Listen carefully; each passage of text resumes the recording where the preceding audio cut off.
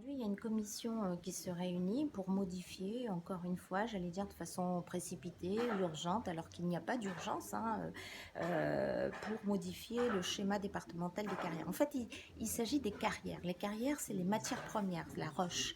La roche, elle n'est pas que utile à la nouvelle route du littoral, elle est aussi utile pour construire les logements, les routes. Et aujourd'hui, on se rend compte que d'une part, on ne sait pas bien quel est le besoin de la Réunion. On ne sait pas bien qui exploite ces carrières. Est-ce qu'on n'est pas en train de créer une situation de monopole? Où sont les petites entreprises réunionnaises? Est-ce que c'est toujours que des filiales de grands groupes ou les grands groupes qui doivent exploiter ça? Ça, c'est très dangereux. Donc, il y a plein de sujets essentiels, vitaux, parce que vous savez, on est sur 2500 km², 1000 km² pour faire tout ça. 1000 km², c'est précieux pour accueillir nos jeunes, pour construire nos maisons de retraite. Et il ne faut pas traiter ça en urgence. Voilà pourquoi je suis inquiète. Et je suis inquiète parce que tout ce sujet fondamental, éminemment sur l'avenir, les élus sont exclus. Ça se fait entre des associations qui sont là, heureusement, mais surtout les services de l'État. Donc ça, c'est un vrai... Et pourquoi on le fait?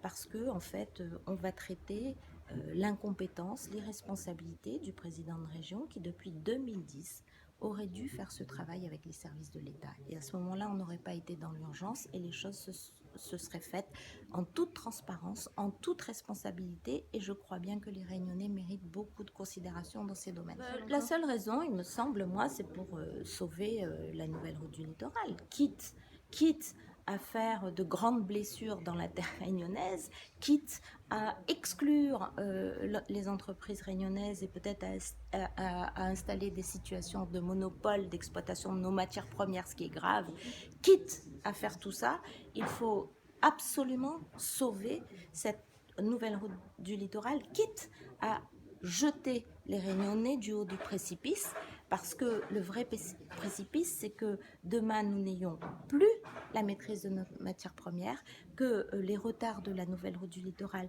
pèseront sur les impôts des Réunionnais. Donc c'est un endettement à moyen et long terme. Donc toutes ces raisons, c'est de l'urgence organisée. Et au final, il faut absolument vite faire des réunions comme ça pour essayer de sauver la situation.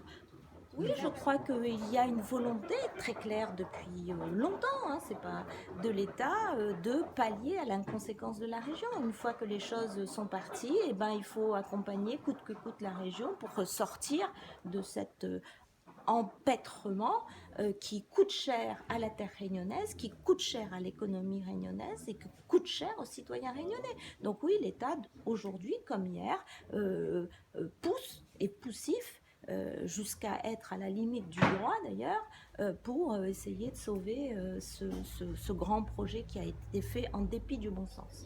Et là, passer d'un schéma départemental à un schéma régional, qu'est-ce qui va se passer là? Oui, alors il y a, c'est pas maintenant, c'est une option qui est donnée, qui peut être décidée dans 2 ans ou avant. Donc moi je demande à ce qu'il y ait une procédure maintenant qui nous fait passer d'un schéma départemental qui est assez limité à un schéma régional où là on a une vision globale et stratégique.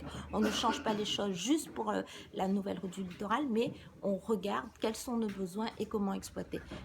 Incorporer, inclure à ce schéma des discussions avec les représentants des citoyens que nous sommes, les élus, et d'autre part intégrer aussi la CAPEB, qui est une organisation qui représente les petites entreprises réunionnaises. Dans cette commission aujourd'hui, vous avez que les grosses entreprises et pas les petites entreprises, ce qui est anormal.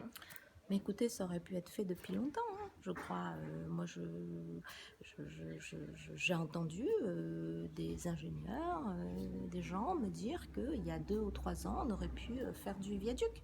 Et le viaduc, il aurait été terminé aujourd'hui, on n'aurait pas eu ces sujets de protection de notre terre, de grosses carrières qui portent atteinte à notre environnement, et puis on aurait été fini, et tout le monde aurait été content, les Réunionnais, et voilà. Mais ça ne s'est pas fait, donc il doit y avoir des intérêts particuliers qui coiffent l'intérêt général. général. Aucune anticipation, c'est pas moi qui le dis, hein, pas d'anticipation, c'est les magistrats qui disent que sur ce dossier, il n'y a pas d'urgence parce que il n'y a pas eu d'anticipation du maître d'ouvrage.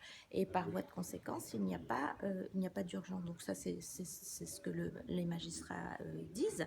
Voilà, soit ça a été fait par, enfin en tout cas incompétence ou de façon complètement volontaire pour organiser l'urgence et que nous soyons, nous, acculés à accepter ce que la région veut nous faire absolument accepter, qui est inacceptable parce que tout ça est déséquilibré et nous met en danger.